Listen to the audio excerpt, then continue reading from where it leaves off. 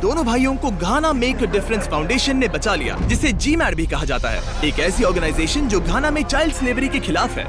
मैं बहुत खुश था कि मैं GMAD आया, क्योंकि उन्होंने मेरे लिए जो कुछ भी किया उसके लिए मैं उनका बहुत एहसानमंद हूँ। GMAD इन शोषित और अनाथ बच्चों के लिए एक घर का काम करता है, उनके अतीत की बेड़ियों को तोड़कर उन्हें प्यार और देखभाल से भरी एक नई जिंदगी देकर। इनका मकसद है इन बच्चों का रिहैबिलिटेशन और शिक्षा, ताकि जब ये बड़े हो जाए तो अपनी एक नई जिंदगी खुद बना सकें।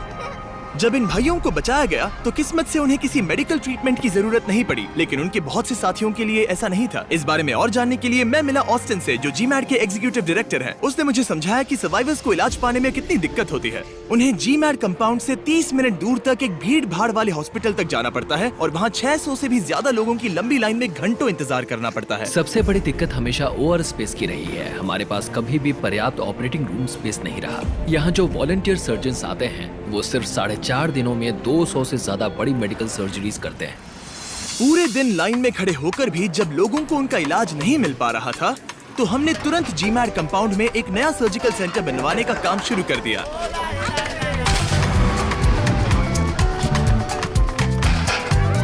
जब तक ये प्रोजेक्ट बन रहा था, मैंने कंपाउंड के बच्चों के साथ समय बिताया और यहाँ की जिंदादिली और जिंदगी को करीब से महसूस किया।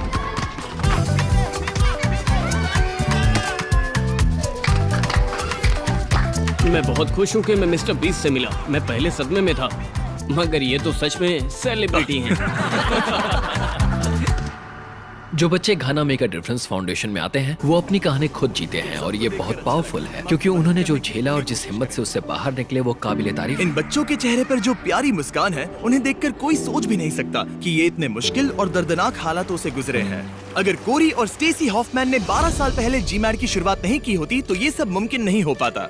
जब हम पहली बार घाना आए तो हमें एहसास हुआ कि यहाँ बहुत सारे बच्चे ऐसे हैं जिनके लिए कोई आवाज उठाने वाला नहीं है। बच्चों को पढ़ाने के लिए परिवार की जरूरत होती है। जैसे जैसे सर्जिकल सेंटर का कंस्ट्रक्शन पूरा होने लगा, हम कुछ वॉलंटियर सर्जन्स के साथ बैठे ताकि हम इन सब के बारे में उनका भी अनुभव जान सकें। मुझे लगता है कि जब कल हम आए थे तो करीब 600 लोग यहाँ पर मौजूद थे, बस इस उम्मीद में कि कोई उन्हें देख ले, और अगर कोई ये एक बार झेल ले तो वो कभी वापस नहीं आना चाहेगा। यहाँ मदद करने वाले डॉक्टर्स और सर्जन्स अक्सर इतने गंभीर केसेस देखते हैं जो उन्होंने अपने पूरे करियर में पहले कभी भी नहीं देखे थे। मेरा मतलब यहाँ 60 लोग ऐसे हैं जो अपना समय खुद अपने मन से दे रहे हैं। ये लोग खुद का खर्चा उठाकर आते हैं और यहाँ बार बार आना चाहते हैं। इन्हें यहाँ के लोगों की दुआएं मिलती हैं। यहाँ आने की वजह है वो जिम्मेदारी जो उन्होंने अपने ऊपर ली है। यहाँ जो सबसे ज्यादा इंस्पायरिंग चीज वो ये है कि इन्होंने अपनी जिंदगी को ना कोसते हुए स्वीकार किया और अब उसका डट कर सामना कर रहे हैं। तो कई महीनों की मेहनत और कंस्ट्रक्शन के बाद आखिरकार GMAD का नया सर्जिकल सेंटर तैयार हो ही गया और अब वक्त आ गया था उस ग्रैंड रिवील का। ऊपर वाला हमें ऐसे लोगों की मदद करने के लिए शक्ति दे। आमीन। इस नए सर्जिकल सेंटर के साथ अब GMAD आसपास की कम्युनिटी के और ज्यादा बच्चों और परिवारों को इलाज उपलब्ध करा पाएगा। अब हमारे पास उन लोगों की सर्जरी करने की सुविधा है जिन्हें इसकी जरूरत है।